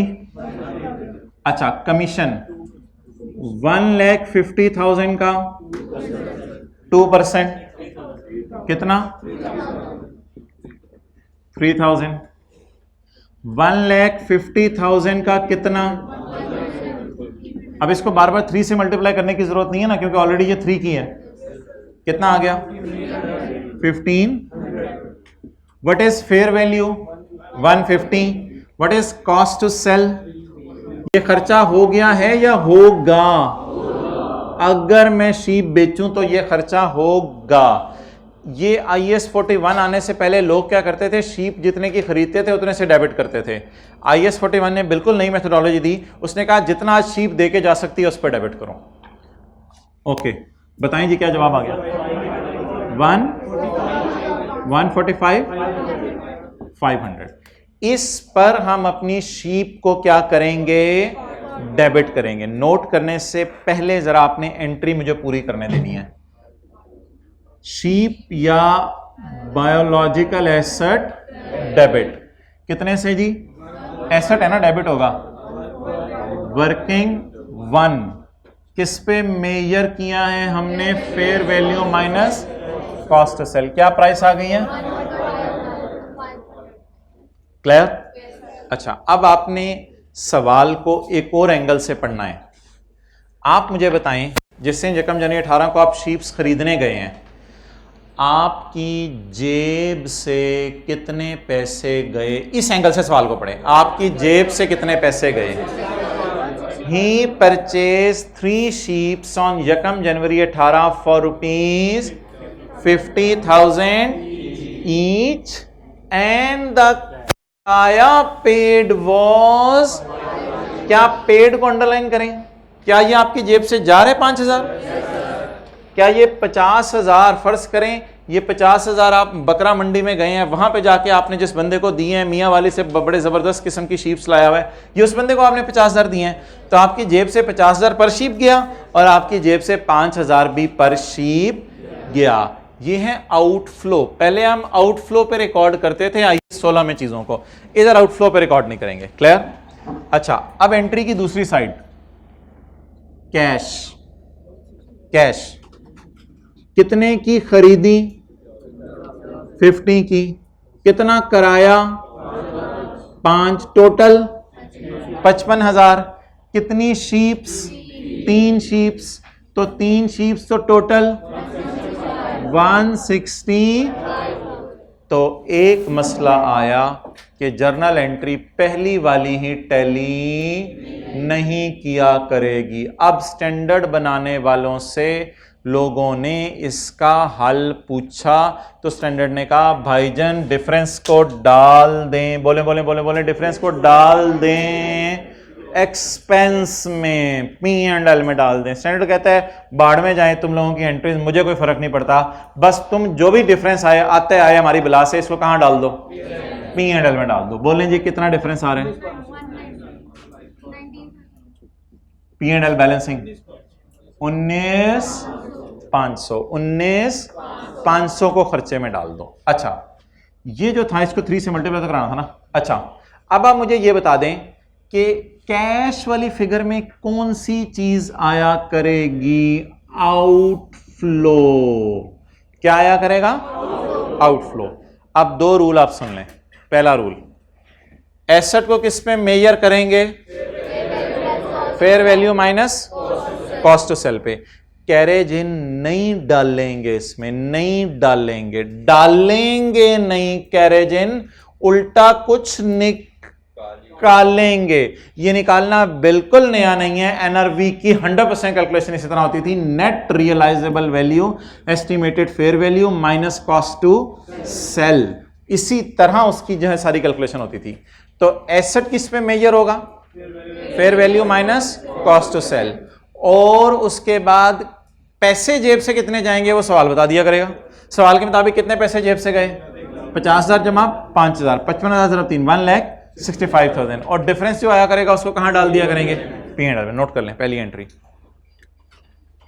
यकम जनवरी 2018। Very simple accounting.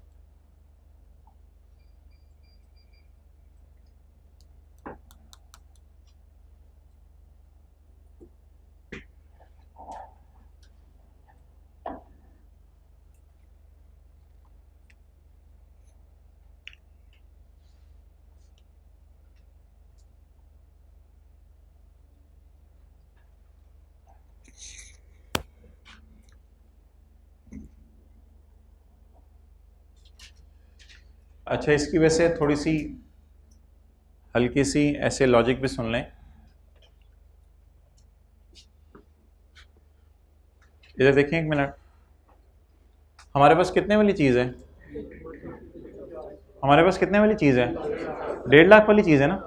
आप ज़रा थोड़ा सा विजुअलाइज करें, आप विजुअलाइज करें, ये शीप्स पड़ी हुई हैं, ये एक शीप है आपके पास, इसी तरह की दूसरी शीप है और इसी तरह की तीसरी शीप है।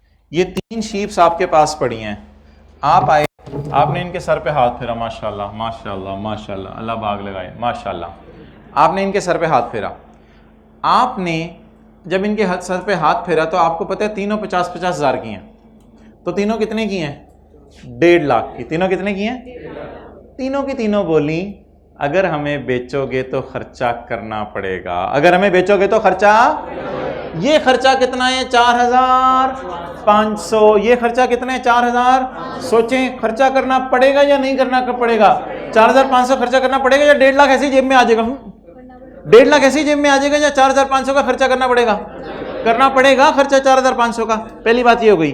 दूसरी बात, एक और खर्चा आप कराए हो, वो रिक्शे वाले को पैसे दे आओ जिससे मंगवाई थी, एक और खर्चा आप कराए हो, और वो खर्चा तो हो चुका है, ये तो होगा वाले थे ना, और वो खर्चा हो। आप जरा विजुअलाइज करें, थोड़ी सी अकाउंटिंग जरा जहन में बनाने की कोशिश करें। उधर आपने 15,000 रिक्शे वाले को दिए, 15,000 कहां से आ गए? 5,000 जरा 3, 5,000 3, 15,000 उधर रिक्शे वाले को दे आए हैं, वो भी आपको डस पड़ गई। डस पड़ गई कहते हैं, डस पड़ गई को नुकसान को कहते हैं। 15,000 आप रिक्शे वाले को दे आए हैं, वो भी आप 15,000 रिक्शे वाले को देके आपने रवाना कर दिया, तीनों शीप्स यहां पड़ी हैं, 15,000 वो आपका डूब गया। और आज अब शीप से कह रहे हैं चलो मैं तुम्हारे से जान छुड़ाना चाहता हूं, मैं तो अमेरिका जा रहा हूं। शीप्स ने कहा हमें भी ले जाओ। नहीं नहीं नहीं। अब आप शीप्स को जब बेचेंगे तो क्या फर्दर ये खर्चा करना पड़ेगा? जब ये फर्दर खर्चा करना पड़ेगा तो भाईजान ये भी तो खर्चा है। आप बता दें ये खर्चा कितना है? 3,000 ये करना पड़ेगा, 1,500 ये करना पड़ेगा, 4,500, और 15,000 का खर्चा और हुआ तो ये 19,500 का ये खर्चा बन रहा है। लेकिन इस तरह आपने पेपर में नहीं सोचना, आपने हमेशा बैलेंसिंग को कहां डाल देना है? P&L में। अच्छा, rule number 1, biological asset should initially be, initial measurement at cost नहीं है थे, इनिशियल मेजरमेंट एट कॉस्ट नहीं है इधर। Biological asset should initially be measured at fair value minus cost to sell. Cost to sell की कई examples हैं, थोड़ी थोड़ी करके मैं दूंगा। फिलहाल मैंने 2 एग्जांपल्स दी हैं, गवर्नमेंट टैक्सेस और कमीशन। ट्रांसपोर्टेशन भी आ सकती है या नहीं, ये अगली बातें हैं, थोड़ी थोड़ी करके, अभी नहीं। ओके, लेकिन वो ट्रांसपोर्टेशन जो मंगवाने की है, इधर तो शायद वो आए ना जो बेचने की है, वो ट्रांसपोर्टेशन जो मंडी से लेके आने की है हमारे घर तक, वो ट्रांसपोर्टेशन जेब से तो चली गई है ना। तो biological asset should be measured at fair value minus, and cash will be credited with the figure of outflow. Physical होगा जो आपकी जेब से जा रहा होगा, आउटफ्लो फिजिकल होगा जो आपकी जेब से पैसे जा रहे हैं। Balancing will be charge to P&L। अब यार माशाल्लाह 4 साल की शीप्स हैं, तो ब्रीडिंग श्रीडिंग की वजह से ये बेबी भी दे सकती हैं। आप जरा पढ़ें, इंटरनली जनरेटेड कहां से आ गया? पॉइंट 2 ऑन 30 जून 2018, कितने महीने बाद? 6 महीने बाद बेबी न्यू ही होता है बेबी जी, होंगे ही है सवाल बनाने वाला। आ न्यू बेबी लैम्ब, लैम्ब कहते हैं, लैम्ब बेबी को कहते हैं लैम्ब। किसके बेबी को? बफलो के, शीप के baby. A new baby lamb, additional biological asset. अभी वूल की बात नहीं हो रही, बेबी लैम्ब पैदा। अ न्यू बेबी लैम्ब आ गई, was born having a fair value of 4,000। देखें कैसे देख रहे हैं, प्यार से देख रहे हैं। Having a fair value of 4,000। माँ बड़ी महंगी है, 50,000। यही सोच रहा होगा ना, और इस बेचारे बच्चे की कीमत 4,000, full stop. Cost to sell is, अगर इसको बेचो तो इसकी कितनी कॉस्ट टू सेल है? हो सकता है कोई गवर्नमेंट लेवीज या कमीशन वगैरह कम लोग लेते हों, परसेंटेजेस में उसने नहीं दिया। कॉस्ट टू सेल कितनी? ये हो गई है या टू सेल है? होगी। तो भाईजान जो होगी वो भी हम यहां लेते हैं। एक बात याद रखिएगा, ये सारे जो चीजें आ रही हैं आउटफ्लोज के अलावा, ये भी तो कॉस्ट टू सेल थी ना 2%। ये 1% भी तो कॉस्ट टू सेल थी, और ये भी क्या है, कॉस्ट निकालनी पड़ी या एज इट इज दे दी। अब वर्किंग टू तो मेरे ख्याल से करने की जरूरत नहीं, अगर आपने टाइम ज़ाया करना तो कर लें। Working to baby. अच्छा जी, लिखें इसकी फेयर वैल्यू। बेबी की फेयर वैल्यू 4000। अगर आज बेबी से भी जान छुड़ा लें तो कितनी कॉस्ट टू सेल है, 500।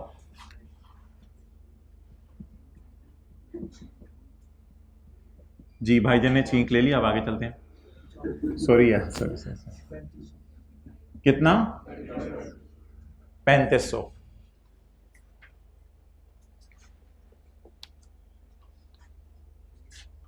जी 30 जून 18।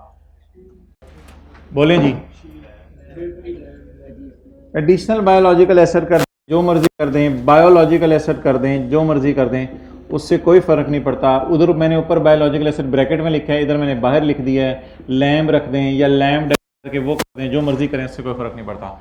Biological asset debit.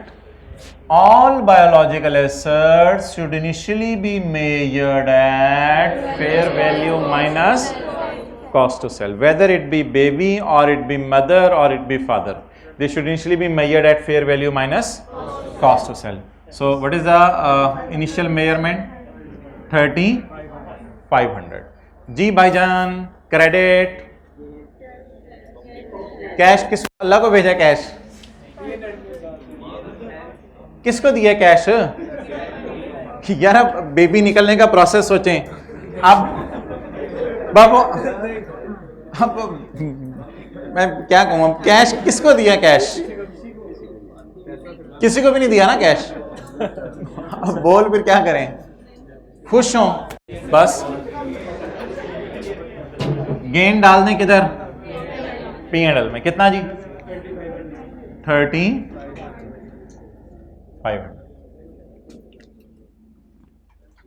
Baby sheep या बेबी लैम्ब डेबिट और P&L क्रेडिट। अभी किसी ने क्लास के बाद आने, और क्लास के बाद उसने आगे पूछे, ये तो डॉक्टर साहब से निकलवाई थी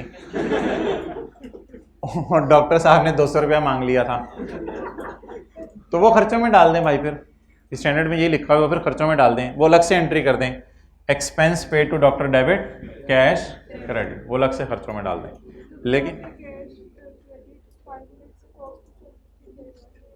क्या चीज नहीं, देखें एंट्री हमेशा आपने नेट ऑफ कॉस्ट सेल करनी है।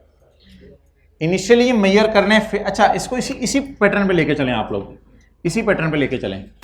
एसेट्स को इनिशियली किस में मेजर करना है, fair value minus cost sell पे। क्या ये परचेज है या बॉन है, बॉन है। अगर बॉन है तो क्या मैंने बाजार में जाके किसी से खरीदी, क्या मैंने रिक्शे वाले को किराया पे किया, व्हाट इज माई आउटफ्लो, उसी पैटर्न पे एंट्रीज कर लें। Balancing will be taken to P&L। तो इनिशियली मेजर किस पे करें, fair value minus cost to sell पे। कैश आउटफ्लो ना खरीदने का ना ट्रांसपोर्टेशन का, बाकी फिगर डाल दें P&L। बैलेंसिंग कितनी जी, 3500। नेक्स्ट आगे चलें। पॉइंट थ्री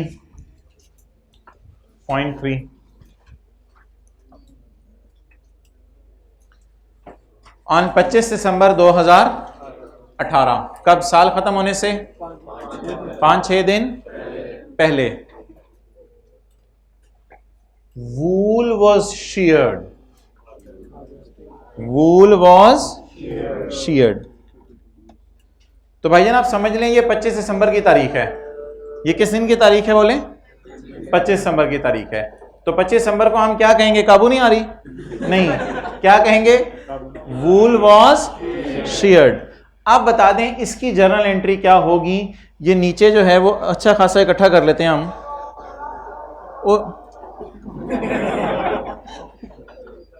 अच्छा ये जो सारा इकट्ठा हुआ है, ये जो सारा इकट्ठा हुआ है, ये तो दूर दूर से लोग आते हैं देखने के लिए। ये जो नीचे पड़ा हुआ है, इसकी क्या एंट्री करें, भाईजान लगे हुए की एंट्री नहीं है, ये जो साथ लगा हुआ था ना उसकी एंट्री नहीं है, ये किसकी एंट्री है? हार्वेस्ट होने के बाद की एंट्री है। जमीन पे पड़ा हुआ है वूल, उसे जब जपियां डालें जमीन में जो वूल पड़ा हुआ है, क्या कहें उसे? मेरा वूल डेबिट बोले। मेरा नहीं है सर, मेरा भी नहीं है वो, यानी कि मेरी पोजेशन मींस मेरा वूल डेबिट। किस दिन? 25 दिसंबर 2018। बायोलॉजिकल एसेट या एग्रीकल्चरल प्रोड्यूस, बस इसका नाम ही लिखा करें, इसका डायरेक्ट नाम लिखा करें जो भी चीज़ आई है। मिल्क आई है मिल्क डेबिट, वूल आया वूल डेबिट, वूल डेबिट। और अगेन कैश, किसको कैश, किसको कैश? अगेन वही सवाल आया ना, किसको कैश? ये 100-200 रुपए लेके कर देगा, इसकी टेंशन नहीं है। कैश ये भी अल्लाह की तरफ से ही आ रहा है, ये इसकी अलग से कोई एंट्री नहीं है। तो वूल जब शेयर होगा या मिल्क जब निकलेगा तो मिल्क डेबिट, P&L क्रेडिट। तो जो बेबी बॉर्न होने की एंट्री वही वूल की एंट्री, वूल डेबिट। अच्छा यार, वूल को भी ना fair value minus cost to sell पे रखते हैं। वूल से भी यही सवाल पूछते हैं कि तू आज कितना दे के जा सकती है, fair value minus cost to sell. On 25 December 2018 the wool was sheared from the mature sheep. जाहिर बात है एदी ना वूल कटन लग जाओ, जान ही निकल जानी है, वूल कट दे। Wool was sheared from mature sheep, ऊपर वाली शीपें, which had a fair value less cost. लोग इतना आसान करता जा रहा है, सब कुछ ही देता जा रहा है, which had fair value less cost to sell of. Cost to sell अलग से नहीं दी, तो वर्किंग की भी जरूरत नहीं जी। कितना? 5000। ओके जी, इस वक्त हमारा स्टेटस क्या है? 4 शीपें खड़ी हैं हमारे पास, प्राडो, एक मेहरान है, ठीक है, और एक मोटरसाइकिल है। तो इस वक्त स्टेटस हमारा ये है, 4 शीपें हैं, 3 शीपें, sorry I take my words back, words are to be taken back. 3 शीपें खड़ी हैं, एक शीपी, एक लैम खड़ी है हमारे पास, और एक वूल खड़ी है। अच्छा, ईयर एंड क्या होगा? 31 दिसंबर। ईयर एंड क्या होगा? 31 दिसंबर। मेरे ख्याल से 31 दिसंबर को हम इसके सर पे हाथ फेर के माशाल्लाह बड्डी होगी, ये कहेंगे इसको। और ये जो थी इनकी तो लाइफ रुकी रहेगी ना, माँ की लाइफ रुकी रहेगी। लाइफ तो जितनी मर्जी जोर लगा लें, लाइफ तो बढ़ जाती है। सोचें, लाइफ तो रुक नहीं सकती ना। तो आप बता दें, जब साल का एंड आएगा तो ये जो आपकी तरफ देख रही है, ये कितने साल की होगी? साल के एंड पे माशाल्लाह कितने साल की हो जाएगी? 5। ये तीनों, बल्कि तीनों बहनें कितने साल की हो जाएंगी? 5 साल की। और ये जो छोटा मोटा है 2 साल का, माशाल्लाह उधर में इसने स्पीड छिकी हुई है 2 साल का। भाई छोटा भाई पूरी जिंदगी छोटा रहता है, जो मर्जी कर ले, CA कर ले, BA कर ले, छोटा छोटा ही रहता है। अच्छा तो अच्छा जी, यकम जनवरी 18 को जरा बताएं, ये 3 कितने की थी? अब ये कितने की होगी? 5 साल की। और 30 जून 18 को, आपको पता है ये बिल्कुल मिड ऑफ ईयर में पैदा हुई अल्लाह के हुक्म से, एग्जैक्ट 30 जून को पैदा हुई। तो ये सवाल वाले ने आसानी कर दी हमारे लिए। तो ये 6 महीने माशाल्लाह बड़ी होगी। Done. Information related to fair value less is as date 31/12/18। एक लैम्ब है भी हमारे पास, वैसे एक ही लैम्ब एक है। चाचू वापस आ जा, ये टैक्सी की टांगे नजर आ रही है। एक लैम्ब ऑफ, ये 0.5 ईयर्स क्यों दिया इसने? जी बिल्कुल, ये 30 जून 18 से 31 दिसंबर 18, 6 महीने की होगी ना माशाल्लाह। तो ये माशाल्लाह कितने की होगी? अब 12,000 की लेवल है यार।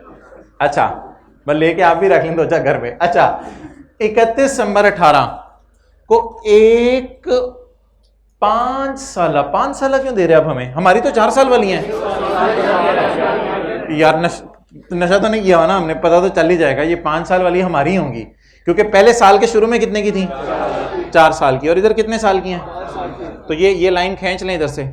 ये 1 जनवरी से 31 दिसंबर, ये बाय डिफॉल्ट 5 साल की हो जाएंगी, जो मर्जी कर लें आप, इन्होंने होना ही होना है 5 साल की। और ये वाली लाइन खींच लें। 30 जून वाली कितने महीने की होगी? 6 महीने की। अच्छा ये पर शीप है या ओवरऑल है? अब क्या करना पड़ेगा हमें? कल क्या करना पड़ेगा? ये कैरी डाउन्स टाइप आ जाएंगे और ये ब्रॉड डाउन्स टाइप आ जाएंगे या एडिशंस टाइप। इन दोनों का क्या ले लेंगे? डिफरेंस। और वैसे आपको क्या लग रहा है, महंगी हो गई हैं सस्ती हो रही हैं? महंगी हो गई हैं। तो कल भी कोई गेन आएगा, ईयर एंड पे भी गेन आएगा, तो कल उसकी एंट्री कर लेंगे। ठीक है, आज तो बस वही 2 सवाल आपने करने हैं जो IS 38 वाले हैं।